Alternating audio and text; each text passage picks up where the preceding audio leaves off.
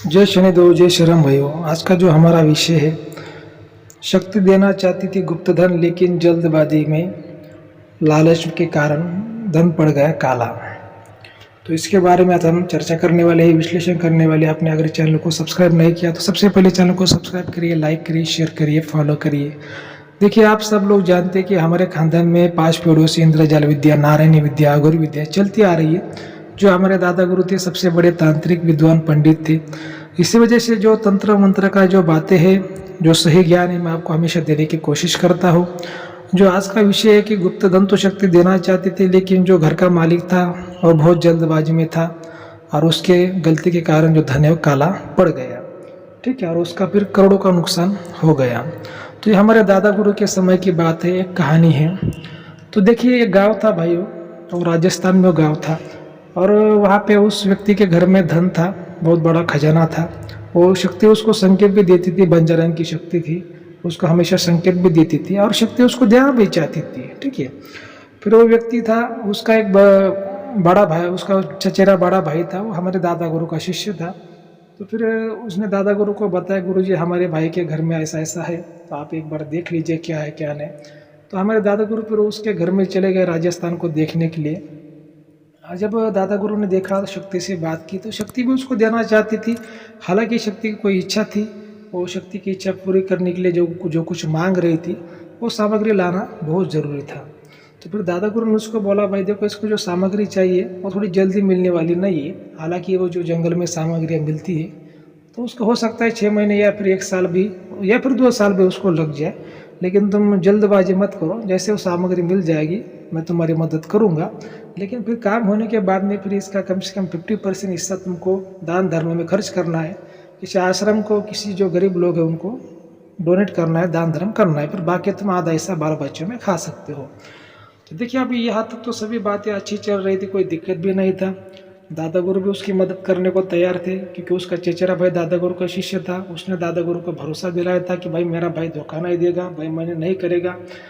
तो फिर दादा गुरु फिर वहाँ से चले आए। अभी देखिए, दादा गुरु उसके बाद में फिर हमारे जंगल में जाते थे, साधना करते, तो फिर 6-6 महीने 1-1 साल तक घर पर नहीं आते थे। तो उसके बाद में फिर दादा गुरु के चले गए जंगल में साधना करने को। और फिर वो जो जहाँ पे धन था राजस्थान में, जो घर का जो मालिक था, वो दादा गुरु का इंतज़ार करता रहा, वेट करता रहा। ऐसे चलते चलते 6 महीने भी चले गए और 1 साल भी चला गया।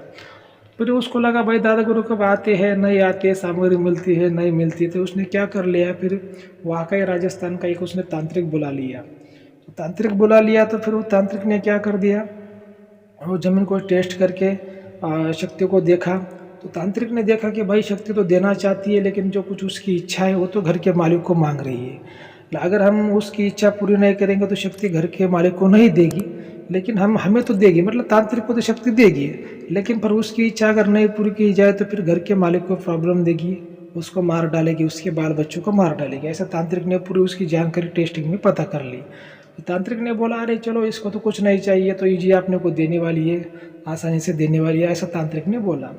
और जो दादा गुरु का वहाँ का शिष्य था, दादा गुरु ने बोला, भाई हमारे गुरुजी ने तो बोला ही शक्ति कुछ मांग रही है। तो बोला, भाई नहीं नहीं, ऐसे कुछ नहीं, शक्ति कुछ नहीं मांग रही, शक्ति तो देना चाहती है, मैं इसको आज ही रात को निकाल दूंगा। अभी जो तांत्रिक था वो लालची था, वो खुद का फायदा करने वाला था। वो जानता था कि शक्ति उसको नहीं तकलीफ देगी, जो घर के मालिक है उसको तकलीफ देगी, और मैं इस धन को निकल के यहाँ से चला जाऊँगा। उसके दिल में लालच आ गया था तांत्रिक के। तो तांत्रिक ने क्या कर दिया भाइयों, कि जैसे फिर उसने रात के 12-1 बजे लगभग वो काम उसने चालू कर दिया। और जैसे ही उसने काम चालू कर दिया भाइयों, तो वहाँ पे जो खजाना है, खजाना पूरा दिखना चालू होगा। जो खजाने की जो चमक थी वो सब लोग देख रहे थे। चांदी, जो सोना होता है, जो कोई डायमंड होते हैं, सब लोग उसकी चमक देख रहे थे। और देखते देखते उसमें सब खजाने में दोस्तों आग लग गई। खजाने में आग लग गई और पूरा खजाना जो है काला पड़ गया। उसकी जो क्वालिटी है पूरी चल गई, पूरा वो मिट्टी बन गया। फिर वहाँ के सब लोग, घर का मालिक भी रोने लगा, जो उसका भाई था चचेरा वो भी रोने लगा। बोले, ऐसा कैसे हो गया भाई, खजाना तो पूरा दिख रहा था, उसकी चमक दिख रही थी, पर अचानक से कैसे आग लग गई। और फिर वहाँ पे शक्ति प्रकट हो गई और शक्ति ने बोला, अरे ये तो लालची तांत्रिक तो लेके आया। जो पहला जो तांत्रिक था, जो दादा गुरु थे, उसने मेरे को वचन दिया था कि मैं तेरी इच्छा पूर्ति करूँगा और फिर बाद में तू मुझे खजाना दे देना। हम इसका कुछ दान धर्म में उपयोग करेंगे और फिर बाल बच्चों में खाएंगे। लेकिन तूने लालची तांत्रिक लाया, तेरे को सब्र नहीं था, इसी वजह से मैं रुष्ट हो गया और इस खजाने को मैंने काला कर दिया। ये तो तेरे नसीब में था, लेकिन तेरे लालच की वजह से आज ये खजाना काला पड़ गया, आज ये खजाना मिट्टी बन गया और मेरा क्रोध का, मेरे शराब का तेरे को भागीदार बनना पड़ेगा। और उसी वक्त फिर शक्ति ने क्या कर दिया कि उसको और उसके पूरे परिवार को, उसके बाल बच्चों को, उसके बीवी को, उसके पूरे परिवार को श्राप दे दिया कि देख तेरे जितने भी परिवार के लोग हैं सब जलकर मर जाएंगे। ऐसा श्राप दे दिया। जो शक्ति है वहाँ से फिर चली गई। और जैसे ही श्राप दे दिया तो जो घर का जो व्यक्ति था उसका एक जो बच्चा है उसी रात को फिर मर गया। तो फिर भाइयों जो सब लोग रोने लगे। जो तांत्रिक था वो तो वहाँ से भाग गया, ठीक है, वहाँ से तांत्रिक तो भाग गया। लेकिन फिर वो घर का मालिक था, वो सोच रहा था मैं क्या करूँ, शक्ति ने तो श्राप दिया है, सब लोग मर जाएंगे, एक तो बच्चा मर गया, क्या करूँ, बहुत रो रहा था। फिर वो उसका जो चचेरा भाई हमारे दादा गुरु का शिष्य था, तो फिर वो बोल रहा था भाई तेरे दादा गुरु का तो तू बहुत बड़ा शिष्य है और तू दादा गुरु को जानता है, देख ले वो जंगल में कहाँ गए, पहले उनको बुला ले। तो वो बोल रहा था भाई देखो तूने लालच में नया तांत्रिक लाया था, फिर अभी दादा गुरु के पास में जाके मैं क्या जवाब दूँ उनको, मैं क्या मुँह दिखाऊँ। अगर दादा गुरु को मैंने बोला कि इसने दूसरा तांत्रिक लालच में लाया था और वो शक्ति ने माल को काला कर दिया, अभी वो जो है शक्ति ने श्राप दे दिया, तो दादा गुरु फिर मेरे ऊपर गुस्सा हो जाएंगे, मेरे को भी श्राप देंगे तेरे वजह से। भाई देख मैं तो दादा गुरु के पास में अभी मुँह नहीं दिखाऊंगा, मैं उनसे बात भी नहीं करूंगा, क्योंकि दादा गुरु हमारे बहुत डेंजर है, ठीक है, अगर किसी ने नियम को तोड़ा तो नहीं छोड़ते। तो फिर वो बोला मैं क्या करूँ, बहुत रोने लगा। तो दादा वो जो उसका चचेरा भाई था उसने बोला अब देख एक ही रास्ता है कि तुम दोनों पति पत्नी क्या करो कि दादा गुरु के पास में अभी तुम चले जाओ, वो जिस जंगल में तुम, जंगल का मैं रास्ता बताता हूँ, तुम चले जाओ, चाहे तो मैं तुम्हारे साथ में भी आता हूँ, लेकिन मैं दादा गुरु के सामने नहीं आऊँगा, मैं पीछे ही कहीं जगह पे छुप जाऊँगा, तुम दादा गुरु के शरण में जाओ, उनसे बात करो।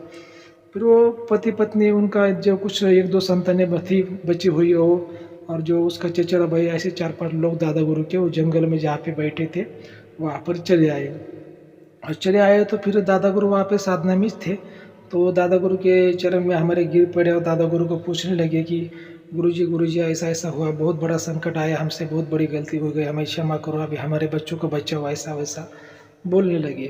तो दादा गुरु फिर थोड़ा तो गुस्सा तो हो गए फर्स्ट टाइम में, लेकिन दादा गुरु ने बोला भाई तुमको इतना लालच करने की ज़रूरत ही नहीं थी ना, अगर मैंने तुमको गारंटी दिया था, वचन दिया था भाई सब कुछ हो जाएगा, काम हो जाएगा, तुमको दूसरा तांत्रिक बुलाने की क्या ज़रूरत है इतना लालच में।